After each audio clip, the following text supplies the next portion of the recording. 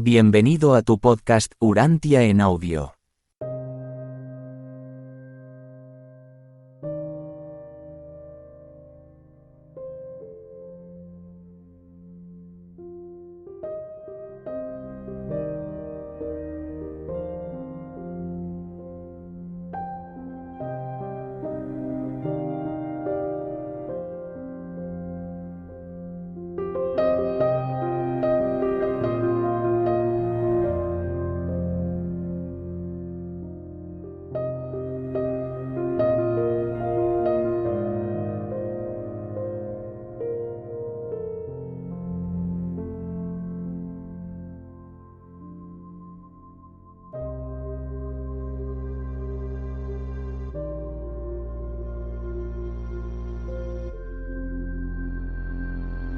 Escrito 132. Estancia en Roma. Portando Gonod saludos de los príncipes de la India para el gobernante romano Tiberio, los dos indios y Jesús se presentaron ante él al tercer día de llegar a Roma. El malhumorado emperador estaba inusualmente alegre aquel día, y charló un largo rato con los tres. Y cuando se habían retirado de su presencia, el emperador, aludiendo a Jesús, le comentó al ayudante que estaba de pie a su derecha: si tuviese el porte real de ese hombre y sus elegantes maneras, sería un verdadero emperador, ¿verdad? Mientras estaba en Roma, Ganit tenía un horario regular para el estudio, y para visitar sitios de interés de la ciudad. Su padre tenía muchos negocios que tratar y, como deseaba que su hijo creciera, y llegase a ser su digno sucesor en la gestión de sus extensos intereses comerciales, pensó que había llegado el momento de iniciar al muchacho en el mundo de los negocios. En Roma había muchos ciudadanos de la India, y con frecuencia, alguno de los propios empleados de Gonod lo acompañaba como intérprete, así que Jesús disponía a veces de días completos para él. Esto le dio tiempo para llegar a conocer a fondo a aquella ciudad de 2 millones de habitantes. Se le solía encontrar en el foro, el centro de la vida política, legal y comercial. A menudo subía al Capitolio, y mientras contemplaba el magnífico templo dedicado a Júpiter, Juno y Minerva, meditaba sobre la servil ignorancia en la que estaban sumidos los romanos. También pasaba mucho tiempo en la colina palatina, donde estaba la residencia del emperador, el templo de Apolo y las bibliotecas griega y latina.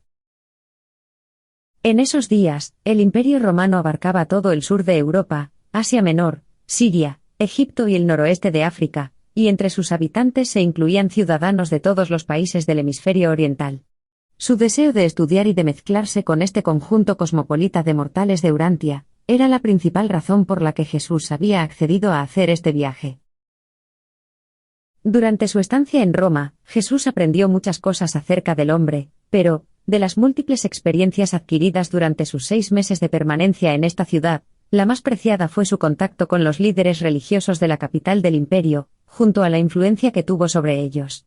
Antes del fin de su primera semana en Roma, Jesús ya había buscado, y llegado a conocer, a los más meritorios líderes de los cínicos, los estoicos y los cultos mistéricos, en particular a los del grupo mitraico. Aunque le resultara o no patente a Jesús que los judíos iban a rechazar su misión, no cabe duda de que previó que sus mensajeros no tardarían en llegar a Roma para proclamar el reino de los cielos, y consecuentemente, se propuso, de la más asombrosa manera, allanar el camino para la mejor y más certera recepción de su mensaje. Eligió a 5 de los más destacados estoicos, a 11 de los cínicos y a 16 de los cultos mistéricos, y pasó gran parte de su tiempo libre, durante casi 6 meses, en estrecha relación con estos maestros religiosos. Y este fue su método de instrucción: nunca atacó sus errores ni mencionó jamás las deficiencias de sus enseñanzas. En cada uno de los casos, él seleccionaba la verdad de aquello que enseñaban, y la embellecía e iluminaba en sus mentes de forma que, en poco tiempo, esta expansión de la verdad desplazaba con efectividad el error al que estaba asociada, y de este modo, estos hombres y mujeres a los que Jesús había instruido, se preparaban para el consiguiente reconocimiento de las verdades complementarias y similares contenidas en las enseñanzas de los primeros misioneros cristianos. Fue esta temprana acogida de las doctrinas de los predicadores evangélicos, la que dio tan gran impulso a la rápida propagación del cristianismo en Roma, y desde allí, a todo el imperio. Se podrá entender mejor la importancia de esta notable forma de obrar cuando dejamos constancia del hecho de que, de este grupo romano de 32 líderes religiosos a los que Jesús había instruido, Solo 2 no dieron los deseados frutos, los otros 30 se convirtieron en cruciales para la implantación del cristianismo en Roma, y algunos de ellos contribuyeron igualmente a convertir el principal templo mitraico en la primera iglesia cristiana de esa ciudad. Nosotros, que presenciamos la actividad humana entre bastidores y a la luz de 19 siglos, reconocemos sencillamente 3 factores de valor supremo en la temprana creación de las condiciones para la rápida expansión del cristianismo por toda Europa, y son: 1. La elección y continuidad de Simón Pedro como apóstol. 2. La charla en Jerusalén con Esteban, cuya muerte llevó a la conversión de Saulo de Tarso. 3. La preparación previa de estos 30 romanos para el posterior liderazgo de la nueva religión en Roma y en todo el imperio. En toda su actividad, ni Esteban ni los 30 elegidos jamás se dieron cuenta de que alguna vez habían hablado con el hombre, cuyo nombre se convertiría en el objeto de sus enseñanzas religiosas. El trabajo realizado por Jesús a favor de estos iniciales 32 fue enteramente personal. En su trabajo con ellos, el escriba de Damasco jamás se reunió con más de 3 de ellos a la vez, raramente con más de 2, y la mayoría de las veces, les enseñaba por separado. Jesús pudo llevar a efecto esta gran tarea de formación religiosa, porque estos hombres y mujeres no estaban sujetos a las tradiciones, no eran víctimas de ideas fijas y preconcebidas respecto a los avances religiosos por llegar. Muchas fueron las veces en los años que tan pronto habrían de llegar, que Pedro, Pablo y los otros maestros cristianos de Roma oyeron hablar acerca de este escriba de Damasco que les había precedido y que, tan evidentemente, y según suponían inadvertidamente, había preparado el camino para su llegada con el nuevo evangelio. Aunque Pablo nunca lograría deducir la verdadera identidad de este escriba de Damasco, poco antes de su muerte, debido a la similitud de ciertas descripciones personales, llegó a la conclusión de que, el fabricante de tiendas de Antioquía, era también el escriba de Damasco. En una ocasión, mientras predicaba en Roma, Simón Pedro, al escuchar una descripción del escriba de Damasco, supuso que esta persona podría haber sido Jesús, pero descartó pronto aquella idea, sabiendo muy bien, así lo creía él, que el maestro no había estado nunca en Roma.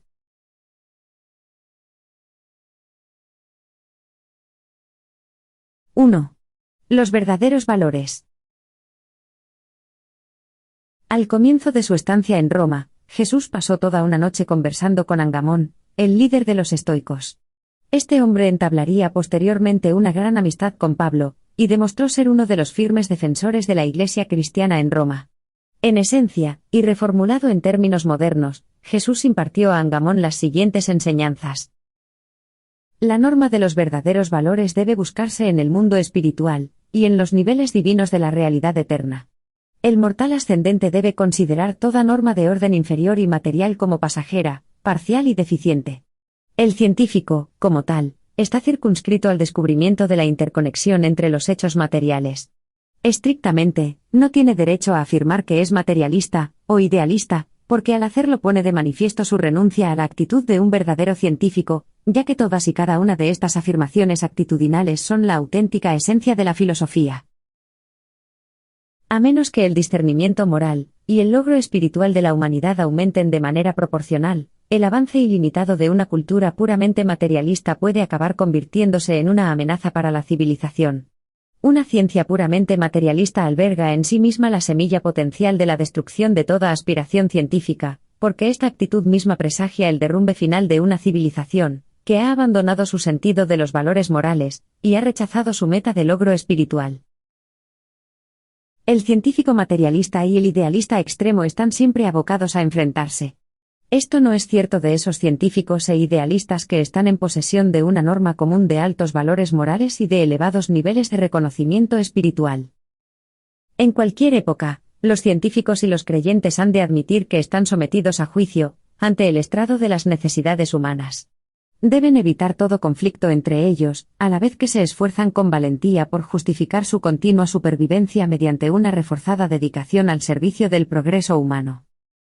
Si la denominada ciencia o la religión de cualquier época resultan ser falaces, deberán entonces o bien depurar su actividad, o bien sucumbir ante la aparición de una ciencia material o de una religión espiritual de un orden más verdadero y más digno.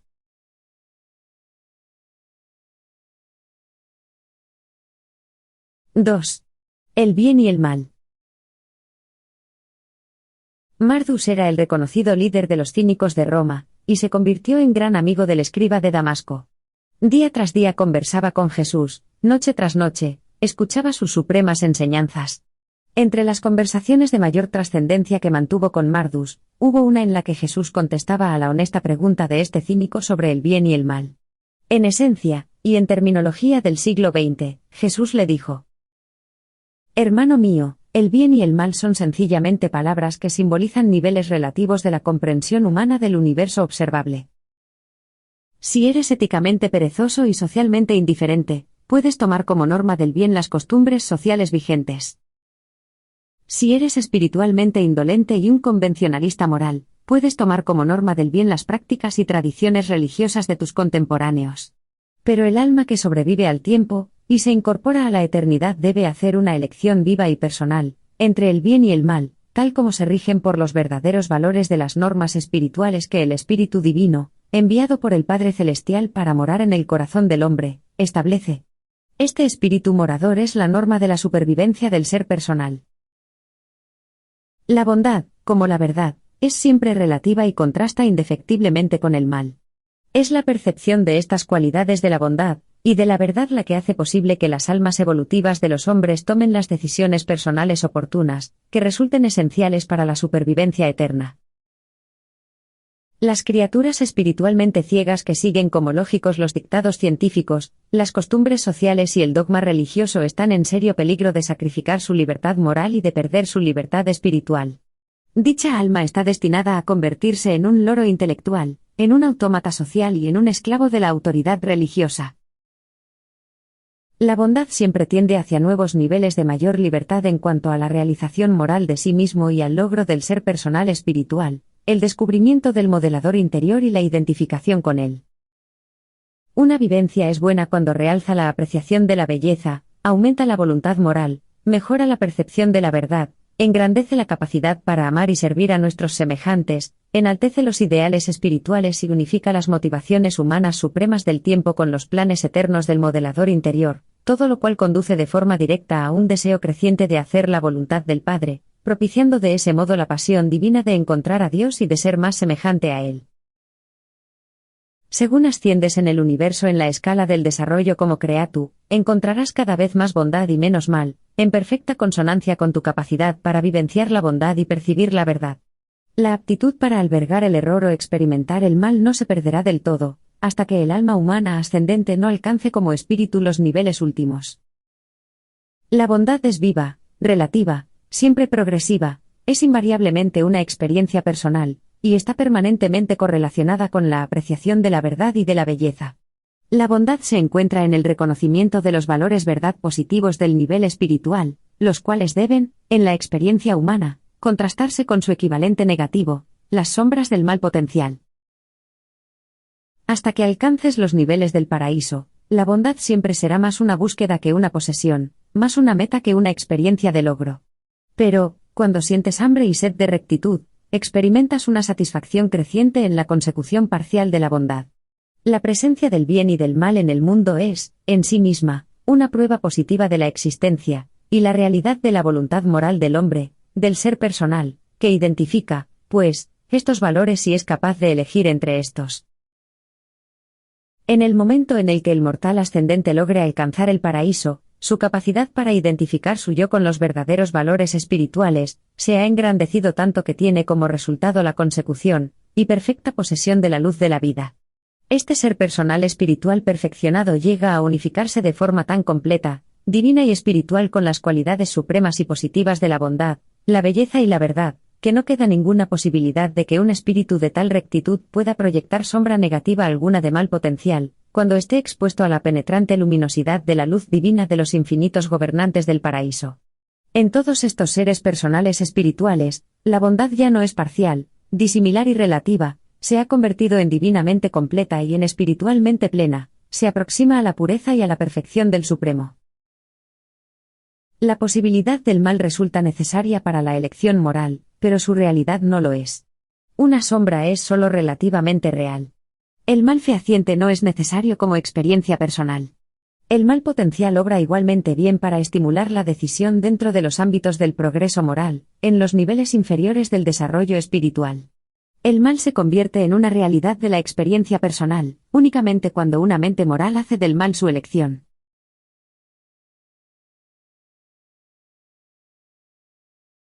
3. La verdad y la fe. Nabón era un judío griego y el líder más destacado del principal culto mistérico de Roma, el mitraico. Aunque este sumo sacerdote del mitraísmo mantuvo múltiples conversaciones con el escriba de Damasco, la que tuvieron a última hora de la tarde sobre la verdad y la fe, fue la que más permanentemente le influyó. Nabón había pensado convertir a Jesús, y hasta le había propuesto que regresase a Palestina como maestro mitraico. No imaginaba que Jesús estaba preparándole a él para que fuese de los primeros conversos al Evangelio del Reino. Reformulado en términos modernos, Jesús le impartió esencialmente la siguiente enseñanza. La verdad no se puede definir con palabras, sino solamente viviéndola. La verdad siempre es más que el conocimiento. El conocimiento alude a las cosas observadas, pero la verdad trasciende esos niveles puramente materiales porque está relacionada con la sabiduría, e incluye tales imponderables como la experiencia humana, además de las realidades espirituales y vivas. El conocimiento se origina en la ciencia, la sabiduría, en la verdadera filosofía, la verdad, en la experiencia religiosa de la vida espiritual. El conocimiento se ocupa de los hechos, la sabiduría, de las relaciones, la verdad, de los valores de la realidad. El hombre tiende a cristalizar la ciencia, a sistematizar la filosofía y a dogmatizar la verdad, porque es mentalmente perezoso para avenirse a la lucha progresiva de la vida, al mismo tiempo que también siente un terrible temor hacia lo desconocido. El hombre corriente es lento para iniciar cambios en sus hábitos de pensamiento y en sus métodos de vida. La verdad revelada, la verdad que se descubre de manera personal, es el supremo placer del alma humana, es la creación conjunta de la mente material y del espíritu morador. La salvación eterna de esta alma apreciativa de la verdad, y amante de la belleza está garantizada por esa hambre y sed de bondad que llevan a este mortal a desarrollar una unicidad de propósito, para hacer la voluntad del Padre, para encontrar a Dios y llegar a ser como Él. No existe nunca conflicto entre el verdadero conocimiento y la verdad. Puede haberlo entre el conocimiento y las creencias humanas, creencias teñidas de prejuicios, sesgadas por el temor y dominadas por el miedo a enfrentarse a los nuevos hechos provenientes de los descubrimientos materiales o del progreso espiritual. Pero la verdad no puede ser posesión del hombre sin el ejercicio de la fe. Esto es una realidad porque los pensamientos, la sabiduría, la ética y los ideales del hombre, nunca estarán por encima de su fe, de su esperanza sublime. Y toda esta fe verdadera está basada en la reflexión profunda, en la sincera crítica de uno mismo y en una conciencia moral inflexible. La fe es la inspiración de la imaginación creativa espiritualizada. La fe tiene el efecto de liberar la acción suprahumana de la chispa divina, el germen inmortal, que vive en la mente del hombre, y que constituye el potencial de la supervivencia eterna. Las plantas y los animales sobreviven en el tiempo transmitiendo, de una generación a otra, partículas idénticas de sí mismos. El alma humana, el ser personal, sobrevive a la muerte vinculando su identidad con esta chispa interior de la divinidad, que es inmortal, y que actúa perpetuando el ser personal humano, llevándolo a un nivel continuo, y más elevado de existencia progresiva en el universo. La simiente oculta del alma humana es un espíritu inmortal. La segunda generación del alma es la primera de una serie de manifestaciones personales de existencias espirituales y progresivas, que concluyen únicamente cuando esta entidad divina logra alcanzar la fuente de su existencia, el origen personal de toda existencia, Dios, el Padre Universal. La vida humana continúa, sobrevive, porque tiene una labor que realizar en el universo, encontrar a Dios. El alma del hombre estimulada por la fe, no puede quedarse corta en la consecución de tal meta y destino, y una vez que ha alcanzado este objetivo divino, no puede terminar porque ha llegado a ser como Dios. Eterna. La evolución espiritual consiste en la experiencia de elegir, de forma creciente y voluntaria, la bondad en conjunción con una disminución igual y progresiva de la posibilidad del mal. Al lograr optar definitivamente por la bondad, y alcanzar la plena capacidad para la apreciación de la verdad, empieza a existir la perfección de la belleza, y la santidad cuya rectitud impide eternamente la posibilidad de que aparezca incluso el concepto del mal potencial. Tal alma conocedora de Dios, no proyecta sombra alguna de dudoso mal cuando obra en tan elevado nivel espiritual de bondad divina. La presencia del espíritu del paraíso en la mente del hombre constituye la promesa de la revelación, y el compromiso de fe de una existencia eterna de progreso divino para aquellas almas que pretenden conseguir su identificación con esta facción espiritual, inmortal e interior, del Padre Universal.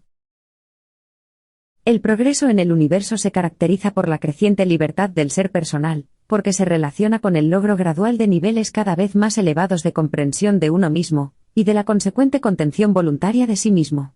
Alcanzar la perfecta autocontención espiritual equivale a la completitud de la libertad del universo y de la libertad personal. La fe estimula y sostiene al alma del hombre en medio de la confusión de su temprana orientación en tan inmenso universo, mientras que la oración se convierte en el gran unificador de las distintas inspiraciones de la imaginación creativa, y los impulsos de la fe de un alma, que trata de identificarse con los ideales espirituales de la presencia divina interior a la que está vinculada. Nabón quedó vivamente impresionado con estas palabras, al igual que con cada una de sus charlas con Jesús. Estas verdades arderían para siempre en su corazón. De hecho, Nabón llegó a ser de gran ayuda a los futuros predicadores del Evangelio de Jesús que estaban por venir.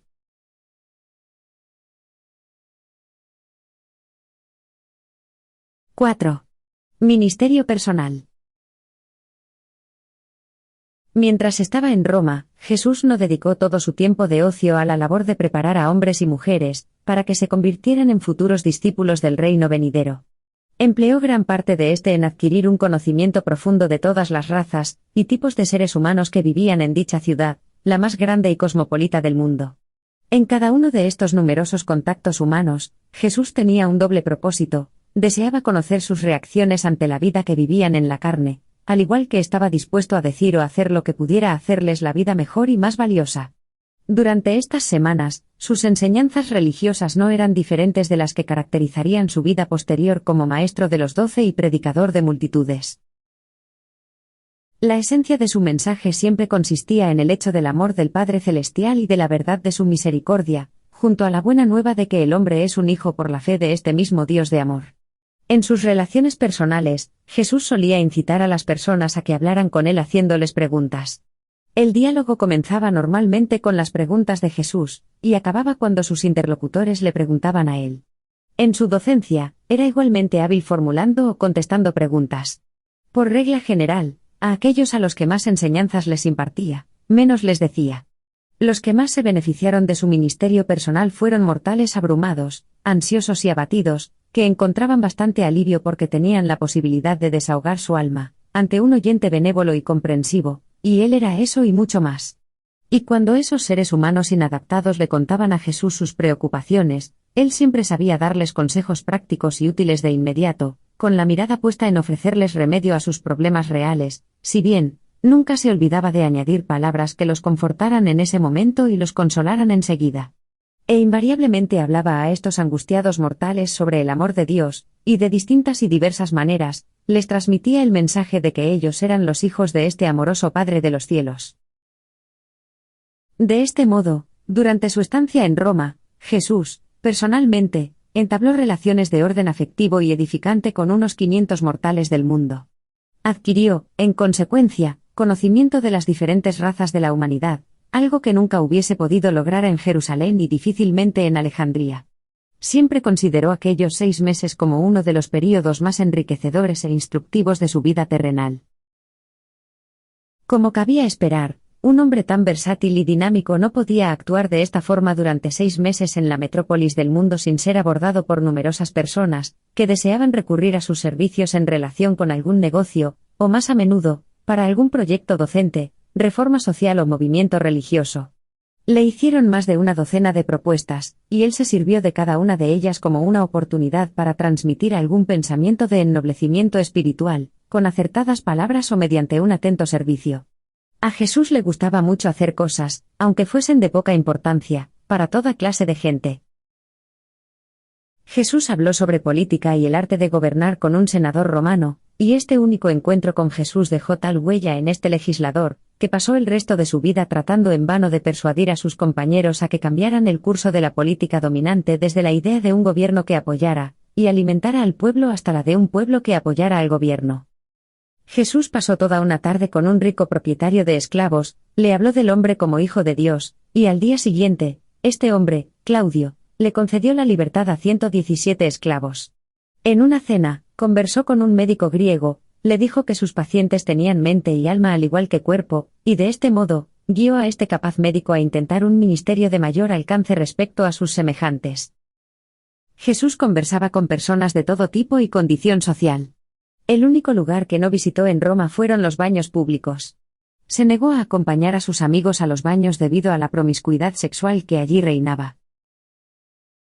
Mientras caminaba con un soldado romano junto al Tíber, Jesús le dijo: «Sé valeroso de corazón como de brazos. Atrévete a hacer justicia y sé lo suficientemente grande como para ser misericordioso. Obliga a tu naturaleza inferior a que obedezca a tu naturaleza superior, tal como tú obedeces a tus superiores. Venera la bondad y exalta la verdad. Escoge la belleza en lugar de la fealdad. Ama a tus semejantes y busca a Dios con todo tu corazón, porque Dios es tu Padre de los cielos». Al orador del foro le dijo: «Tu elocuencia es gratificante, tu lógica es admirable, tu voz es agradable, pero tus enseñanzas reflejan escasamente la verdad. Ojalá pudieras disfrutar de la alentadora satisfacción de saber que Dios es tu Padre espiritual. Entonces quizás podrías emplear tus facultades oratorias, para liberar a tus semejantes de la servidumbre de las tinieblas y de la esclavitud de la ignorancia». Se trataba del mismo Marcos que oyó a Pedro predicar en Roma y se convirtió en su sucesor. Cuando crucificaron a Simón Pedro, fue él quien desafió a los perseguidores romanos y continuó valientemente predicando el nuevo evangelio. Al encontrarse con un pobre al que se le había acusado falsamente, Jesús fue con él ante el magistrado, y una vez que se le había concedido un permiso especial para comparecer en su nombre, pronunció ese magnífico discurso en el curso del cual dijo: mientras caminaba con un soldado romano junto al Tíber, Jesús le dijo: «Sé valeroso de corazón como de brazos. Atrévete a hacer justicia y sé lo suficientemente grande como para ser misericordioso. Obliga a tu naturaleza inferior a que obedezca a tu naturaleza superior, tal como tú obedeces a tus superiores. Venera la bondad y exalta la verdad. Escoge la belleza en lugar de la fealdad. Ama a tus semejantes y busca a Dios con todo tu corazón, porque Dios es tu Padre de los cielos. La justicia hace grande a una nación y, cuanto más grande sea una nación, más solícita será en cuidar de que la injusticia no recaiga ni siquiera sobre el más humilde de sus ciudadanos. Ay de aquella nación en la que solo se pueda garantizar la justicia ante los tribunales a quienes posean dinero e influencia. Es el deber sagrado de un magistrado tanto absolver al inocente como castigar al culpable». Mientras caminaba con un soldado romano junto al Tíber, Jesús le dijo: «Sé valeroso de corazón como de brazos. Atrévete a hacer justicia y sé lo suficientemente grande como para ser misericordioso. Obliga a tu naturaleza inferior a que obedezca a tu naturaleza superior, tal como tú obedeces a tus superiores. Venera la bondad y exalta la verdad. Escoge la belleza en lugar de la fealdad. Ama a tus semejantes y busca a Dios con todo tu corazón, porque Dios es tu Padre de los cielos». La subsistencia de una nación depende de la imparcialidad, la equidad y la integridad de sus tribunales. El gobierno civil se basa en la justicia, al igual que la verdadera religión se basa en la misericordia. Mientras caminaba con un soldado romano junto al Tíber, Jesús le dijo: «Sé valeroso de corazón como de brazos. Atrévete a hacer justicia y sé lo suficientemente grande como para ser misericordioso. Obliga a tu naturaleza inferior a que obedezca a tu naturaleza superior, tal como tú obedeces a tus superiores. Venera la bondad y exalta la verdad. Escoge la belleza en lugar de la fealdad. Ama a tus semejantes y busca a Dios con todo tu corazón, porque Dios es tu Padre de los cielos». El juez reabrió el caso y, tras examinar las pruebas, exculpó al prisionero. De toda la actividad de Jesús durante estos días de ministerio personal, aquella fue la que más cerca estuvo de ser una aparición pública.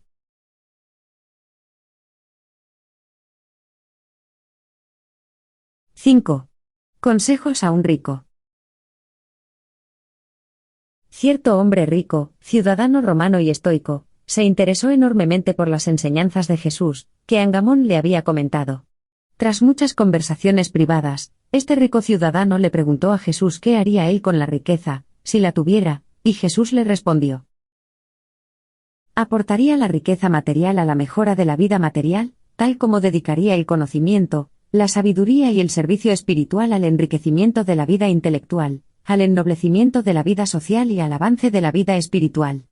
Administraría la riqueza material, custodiando con prudencia y eficacia los recursos de una generación para el beneficio y elevación de la próxima y sucesivas generaciones. Pero el rico, no quedando del todo satisfecho con la respuesta de Jesús, se atrevió a preguntar de nuevo: ¿pero qué crees que debería hacer un hombre en mi posición con su riqueza? ¿Debería conservarla o repartirla? Y cuando Jesús comprendió que este hombre deseaba verdaderamente saber algo más sobre la verdad de su lealtad a Dios y su deber hacia los hombres, añadió: mi buen amigo, percibo que eres un buscador sincero de la sabiduría y un amante honesto de la verdad, por ello, estoy dispuesto a exponerte mi punto de vista sobre la solución de tus problemas, en relación a las responsabilidades que conlleva la riqueza. Lo hago así porque me has pedido consejo, y al dártelo, no estoy pensando en la riqueza de ninguna otra persona, mi consejo va dirigido solamente a ti, y para tu guía personal. Si deseas sinceramente considerar tu riqueza como un depósito, si realmente deseas convertirte en un administrador prudente y eficaz de los bienes que has acumulado, entonces te aconsejaría que hicieras el siguiente análisis de los orígenes de estos, y te preguntaras a ti mismo sobre la procedencia de tu riqueza, y trataras de responderte con honestidad y de la mejor manera que sepas. Y como ayuda en el análisis de las fuentes de tu gran fortuna, te sugeriría que tuvieras presente los siguientes 10 métodos diferentes de acumular riquezas materiales. 1. Riqueza heredada, bienes procedentes de los padres y de otros ancestros. 2. Riqueza descubierta, bienes procedentes de recursos no cultivados de la madre tierra. 3. Riqueza comercial, bienes obtenidos como beneficio justo por el intercambio y trueque de bienes materiales. 4. Riqueza injusta, bienes procedentes de la explotación injusta o de la esclavitud de nuestros semejantes. 5. Riqueza del interés, ingresos procedentes de la posibilidad de beneficios equitativos y justos por el capital invertido. 6. Riqueza por el talento, bienes devengados de las recompensas por las dotes creativas e inventivas de la mente humana. 7. Riqueza fortuita, bienes procedentes de la generosidad de nuestros semejantes o de las circunstancias de la vida. 8. Riqueza robada, bienes adquiridos mediante la injusticia, la deshonestidad, el robo o el fraude. 9. Fondos fiduciarios, riqueza depositada en tus manos por alguien para algún uso específico, ahora o en el futuro. 10. Riqueza ganada, bienes procedentes directamente de tu propio trabajo personal, retribución equitativa y justa por tu propio esfuerzo diario de cuerpo y mente. Y por consiguiente, amigo mío, si quieres ser un custodio fiel y justo de tu gran fortuna, ante Dios y en servicio a los hombres, debes dividir tu riqueza aproximadamente en estas 10 grandes secciones, y después continuar con la administración de cada una de las partes de acuerdo con la interpretación juiciosa y honesta, de las leyes de la justicia, de la equidad, de la imparcialidad y de la verdadera eficiencia, aunque el Dios de los cielos no te condenará si a veces pecaras en exceso, en situaciones dudosas, respecto a tu consideración clemente y desinteresada por la aflicción de las víctimas de las desafortunadas circunstancias de la vida mortal. Cuando tengas sinceras dudas sobre la equidad y la justicia de una situación material, deja que tus decisiones favorezcan a los necesitados, que favorezcan a los que sufren la desdicha de inmerecidas penurias. Después de tratar estas cuestiones durante varias horas, y en respuesta a la petición de aquel rico para que le impartiera una instrucción más amplia y pormenorizada, Jesús continuó exponiendo sus consejos, añadiendo esencialmente esto: ¿aportaría la riqueza material a la mejora de la vida material, tal como dedicaría el conocimiento, la sabiduría y el servicio espiritual al enriquecimiento de la vida intelectual, al ennoblecimiento de la vida social y al avance de la vida espiritual? Administraría la riqueza material, custodiando con prudencia y eficacia los recursos de una generación para el beneficio y elevación de la próxima y sucesivas generaciones. Al ofrecerte estas otras sugerencias a propósito de tu actitud hacia la riqueza, te advierto que debes acoger mi asesoramiento como exclusivamente dirigido a ti, y para tu guía personal. Hablo solo por mí y para ti como el inquieto amigo que eres. Te pido encarecidamente que no te conviertas en un dictador en cuanto a la forma en la que otros hombres ricos deben considerar su riqueza. Te recomendaría que 1. Como custodio de riquezas heredadas debes tener en cuenta sus orígenes. Tienes la obligación moral de representar a la generación anterior en la transmisión leal de riquezas legítimas a las generaciones futuras, tras restar una cantidad justa para el beneficio de la generación presente.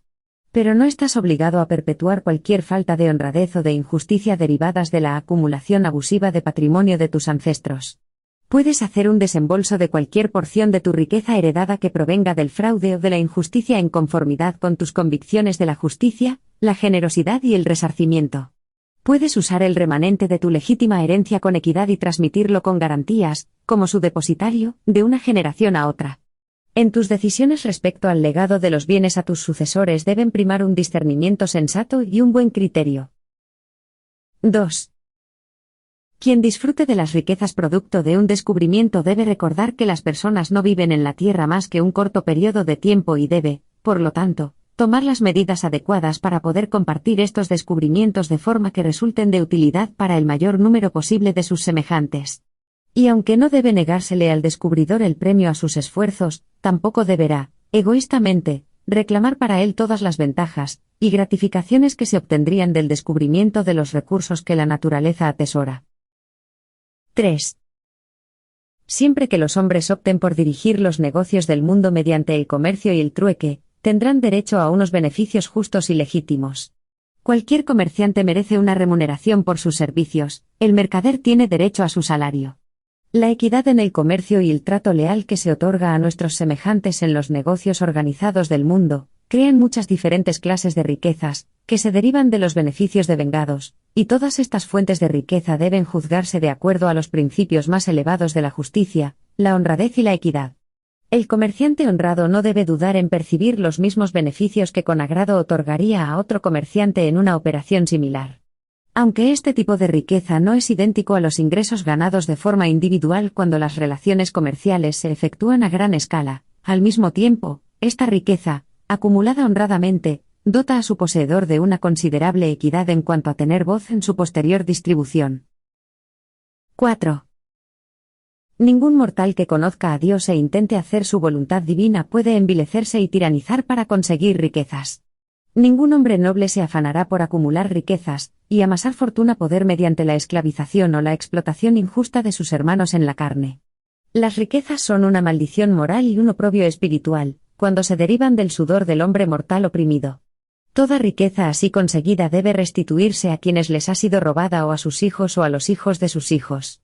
Una civilización perdurable no puede construirse defraudando al trabajador de su sueldo. 5.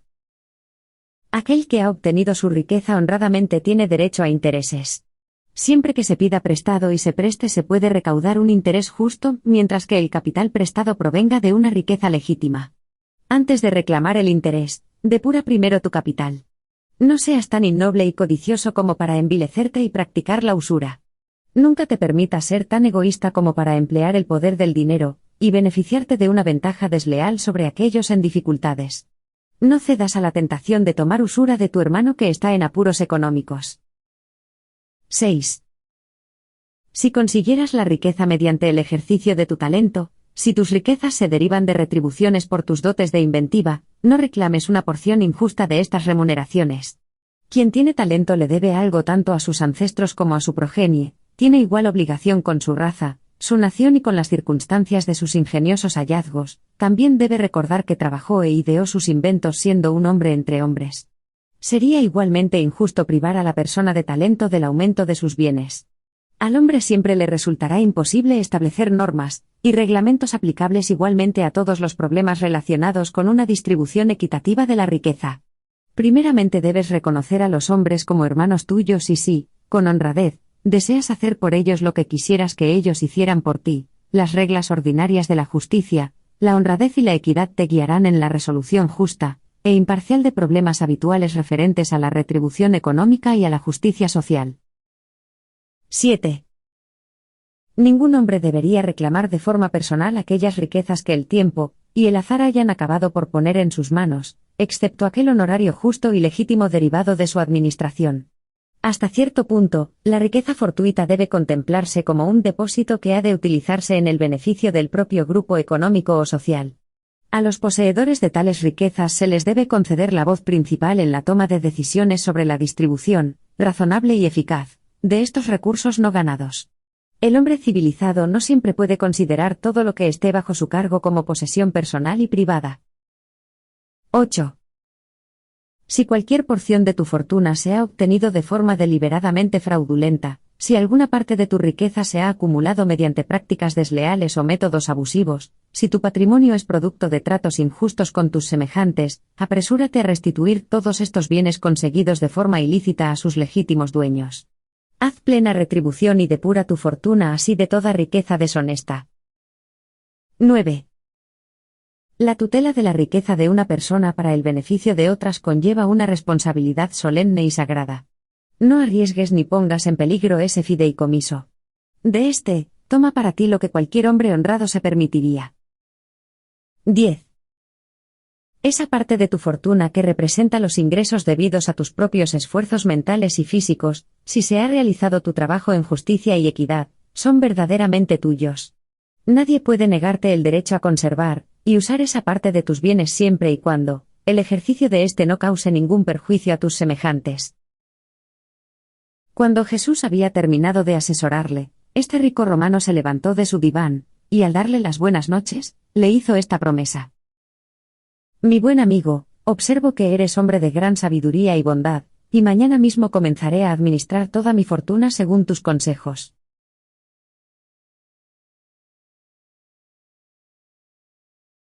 ¡6! Ministerio social. Aquí en Roma ocurrió también ese conmovedor suceso en el que el creador de un universo empleó varias horas en devolver un niño extraviado a su preocupada madre. Este pequeño se había alejado de su casa, y Jesús lo encontró llorando desamparado. Él y Ganid iban de camino a las bibliotecas, pero se encargaron de llevar al niño de vuelta a su casa. Ganid nunca olvidaría el comentario de Jesús. Sabes, Ganid, la mayoría de los seres humanos son como este niño extraviado. Pasan la mayor parte de su tiempo llorando de miedo y sufriendo de pena, cuando en verdad no están sino a corta distancia de la seguridad y la protección, al igual que este niño no estaba lejos de su casa. Y todos aquellos que conocen el camino de la verdad, y se regocijan de la certeza de conocer a Dios deberían considerar que es un privilegio, no un deber, ofrecer guía a sus semejantes cuando se afanan por encontrar las satisfacciones de la vida. ¿No ha sido para nosotros un goce supremo ayudar al pequeño a volver con su madre? Del mismo modo, los que llevan a los hombres a Dios experimentan la satisfacción suprema del servicio humano. Y desde ese día en adelante, durante el resto de su vida natural, Ganid estuvo constantemente vigilando si se extraviaba algún niño para poder restituirlo al hogar. Había una viuda con 5 hijos, cuyo marido había muerto accidentalmente. Jesús le contó a Ganid cómo había perdido a su propio padre a causa de un accidente, y fueron ambos repetidas veces a dar consuelo a esta madre y a sus hijos, en tanto que Ganid le pidió dinero a su padre para proporcionarles alimento y ropa. No cesaron en sus esfuerzos hasta encontrarle un empleo al hijo mayor para que pudiera ayudar a mantener a la familia. Aquella noche, mientras Gonod escuchaba el relato de estas experiencias, le dijo a Jesús de forma amigable: Me proponía hacer de mi hijo un erudito o un negociante, y tú ahora has emprendido la tarea de hacer de él un filósofo o un filántropo. Y Jesús respondió sonriendo: Quizás hagamos de él las 4 cosas, podrá disfrutar entonces de una cuádruple satisfacción en la vida, porque su oído, al reconocer la melodía humana, podrá identificar 4 tonos en lugar de uno solo. A continuación dijo Gonod: Percibo que eres realmente un filósofo. Debes escribir un libro para las generaciones futuras. Y Jesús respondió: Un libro no, mi misión es vivir una vida en esta generación y para todas las generaciones. Yo. Pero se detuvo y le dijo a Ganid: Hijo mío, es la hora de acostarse.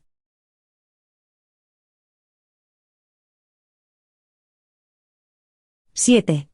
Viajes por el entorno de Roma. Jesús, Gonod y Ganid efectuaron 5 viajes desde Roma hacia lugares de interés del territorio circundante. Durante su visita a los lagos del norte de Italia, Jesús había mantenido una larga charla con Ganid referente a la imposibilidad de enseñar a una persona acerca de Dios, si ésta no deseaba conocerle.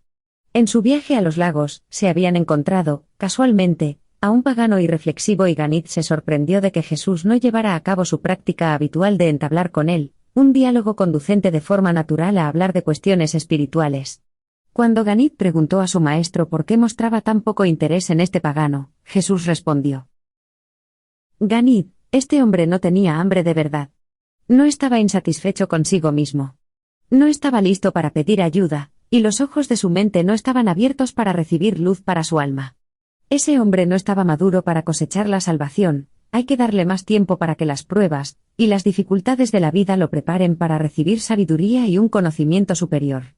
O bien, si pudiéramos hacer que viviera con nosotros, tal vez podríamos, mediante nuestras vidas, mostrarle al Padre Celestial. De este modo, se sentiría tan atraído por nuestra forma de vivir que se vería impelido a preguntarnos acerca de nuestro Padre.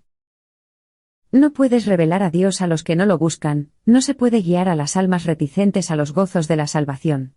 El hombre ha de estar hambriento de verdad a resultas de sus experiencias de vida, o ha de desear conocer a Dios en virtud de su contacto con la vida de los que tienen conocimiento del Padre Divino, antes de que otro ser humano pueda obrar como medio para conducir a ese semejante mortal al Padre de los cielos.